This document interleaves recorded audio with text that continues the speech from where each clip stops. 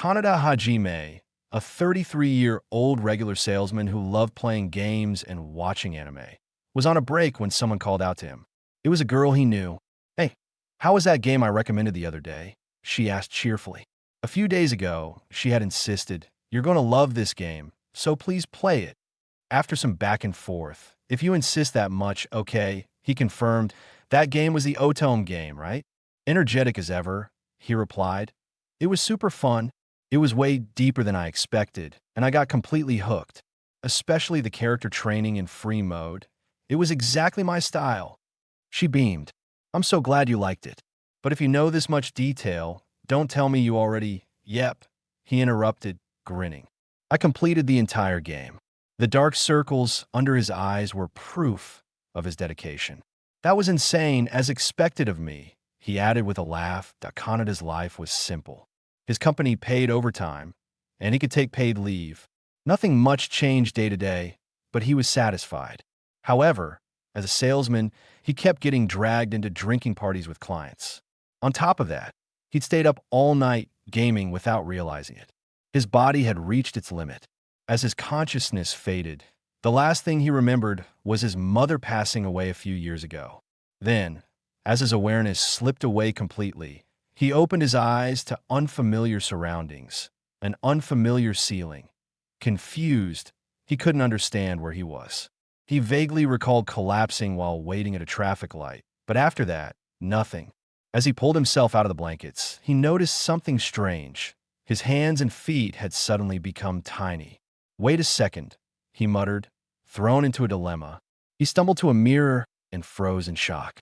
Staring back at him was a child's face. "Who is this?" he screamed, and a maid burst into the room. "Rid-sama, you've woken up. I must inform everyone immediately," she exclaimed before rushing off. Kaneda, or whoever he was now, couldn't process it. A maid? Rid-sama? What was happening? Soon, he found himself standing in front of a crowd of people. "My body seems fine," he thought, "but who are these people?" Someone stepped forward. "Rid-sama, I'm so glad you're safe," they said. An older man, dressed as a butler, added, "You suddenly collapsed in 29 the garden, so we were all worried about you." "Who are you?" Kaneda asked, still disoriented. The man bowed slightly. "I am Garn, the butler." Trying to play along, Kaneda replied, "Garn, everyone, I apologize for making you worried. I am sorry." The group exchanged surprised glances, and he panicked internally. "Did I say something weird?" Garn stepped in to smooth things over. "These are your apprentices and staff. Your concern is appreciated, but such words are far too humble for us. Please, as always, call me by my name." Kaneda nodded. "Thank you, Garn. If I need anything, I'll use the bell, right?" Garn smiled. "Yes, precisely." But Kaneda couldn't make sense of it all. It was too much to handle at once. His head throbbed as someone else's memories flooded in. He should be a 33-year-old man working at a trading company, but now everything was messed up. "That's right," he realized. "Rid is my name. I am Ridbaldia." That hit him. In the Otome game he just finished, Tokurila, there was a minor villain named Ridbaldia, a background follower of the villainous noble lady who interfered with the main character. Could it be? I've been reincarnated as him in this Otome game, and I'm just a minor villain character? First, I need to figure out my current situation. He rang the bell, and a maid appeared. "Excuse me, is there something you want?" she asked. "Don't be so dense," he replied, flustered. "I just want to check something, just in case. I should be 7 years old this time, right?" The maid tilted her head. "No, you just turned 6 last month." "I messed up," he thought, reeling. "Right, that's true." He pressed on. "Can you tell me about this country and my family?" The maid nodded. "This land is the Magnolia Empire, with territories bordering beastmen, dark elves, and other neighboring nations.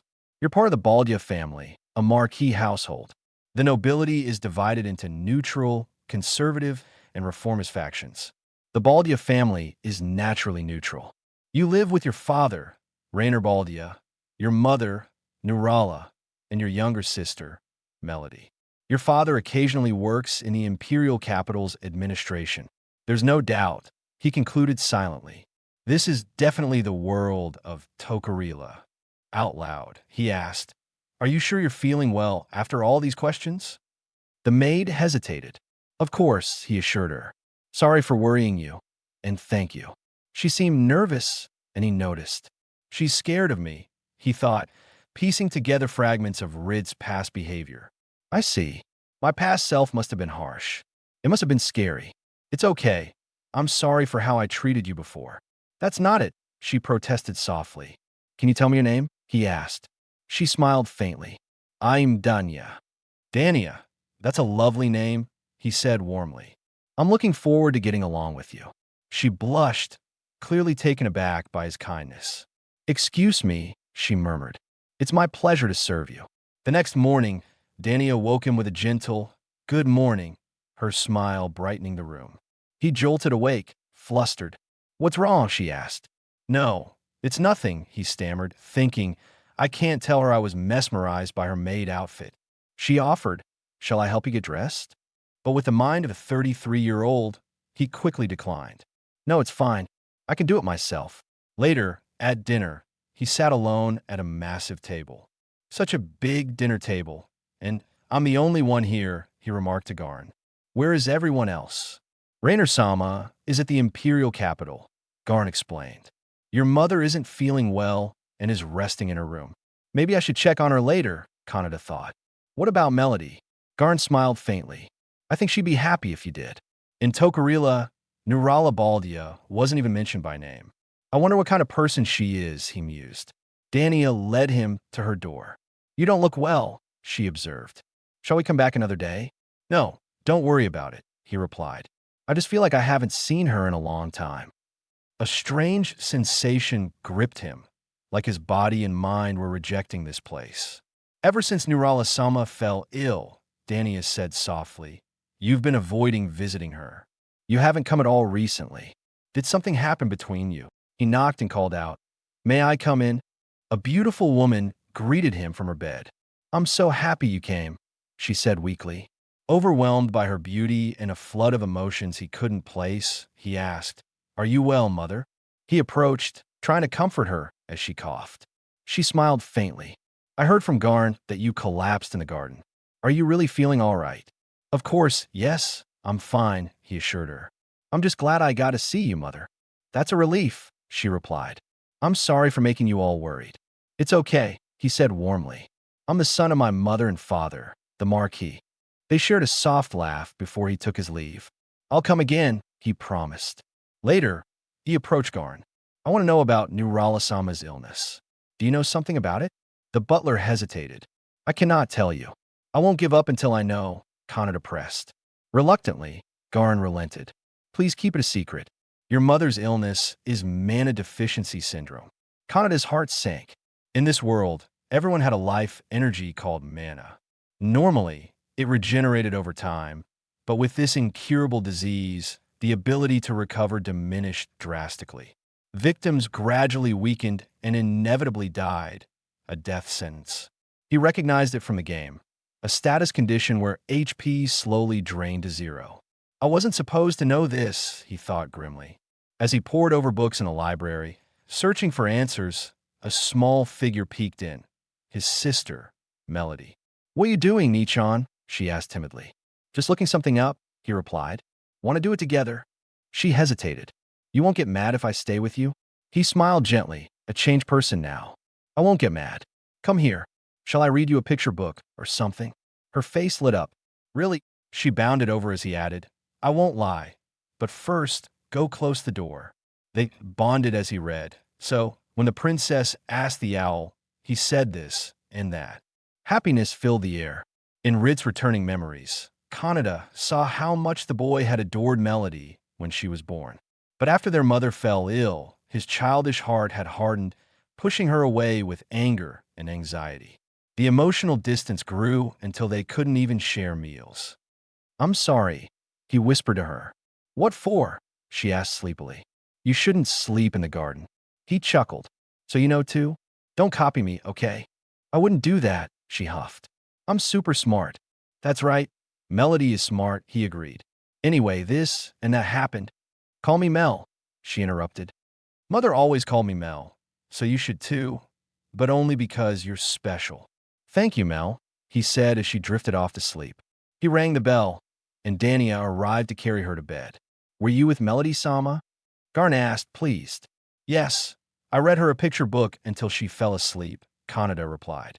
That's wonderful, Garn said. Please continue to take care of your sister. Of course, he agreed.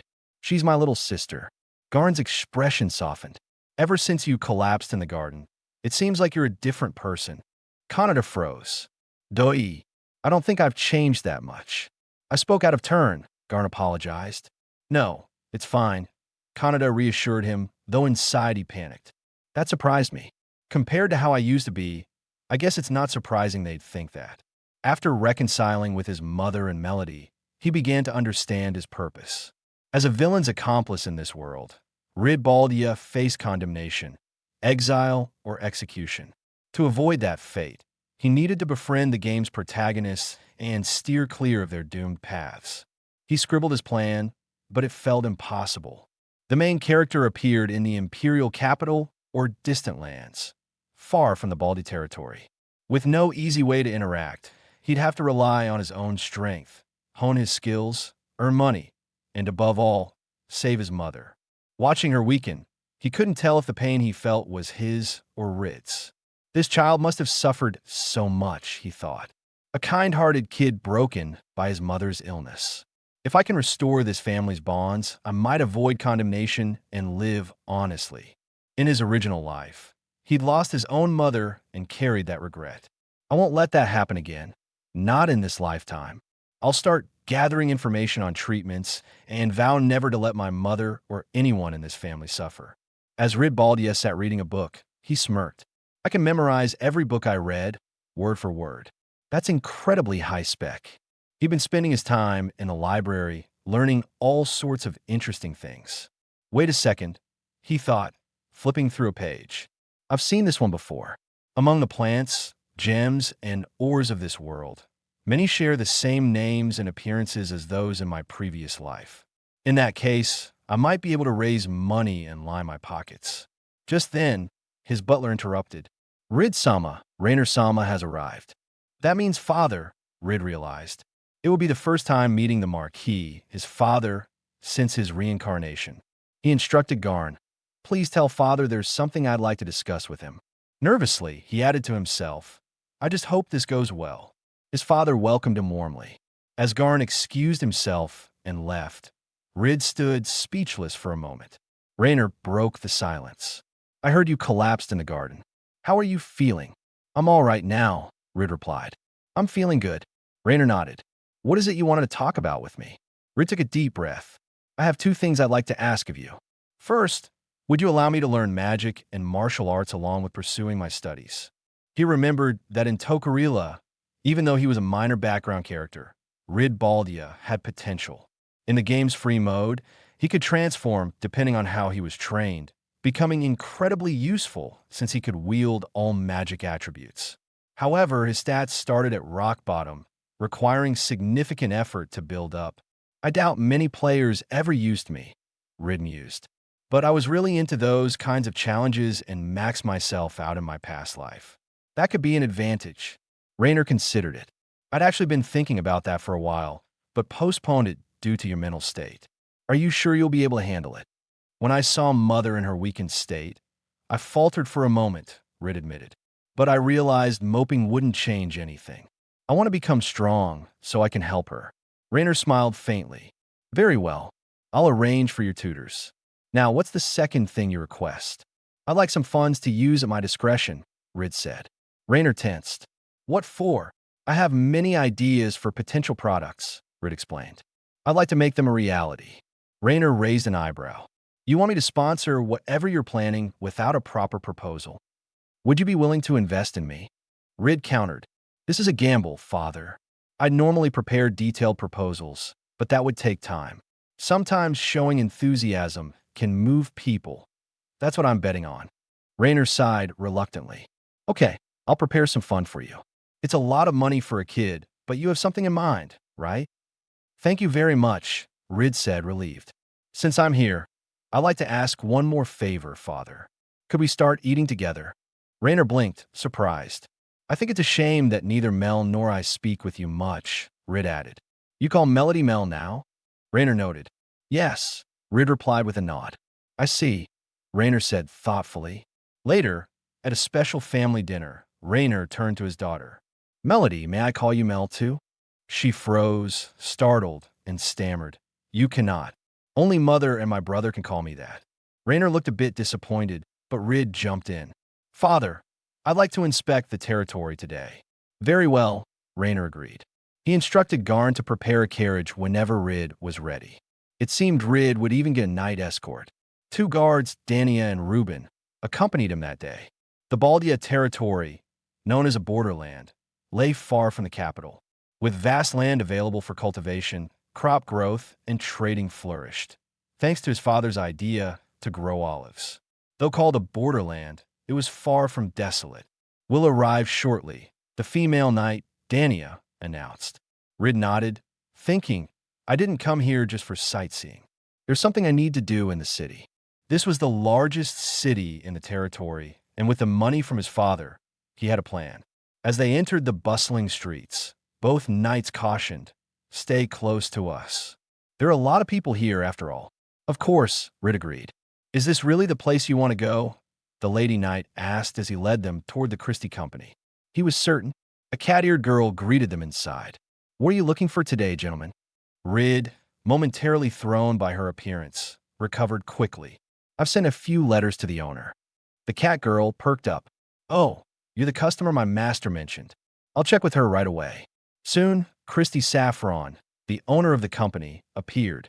I'm the leader of the Christie Company, she introduced herself. An elf, the only one in Baldia territory, and a shrewd businesswoman, just as Garn had described. Let me show you to the guest room. Pleased to meet you, Rid said.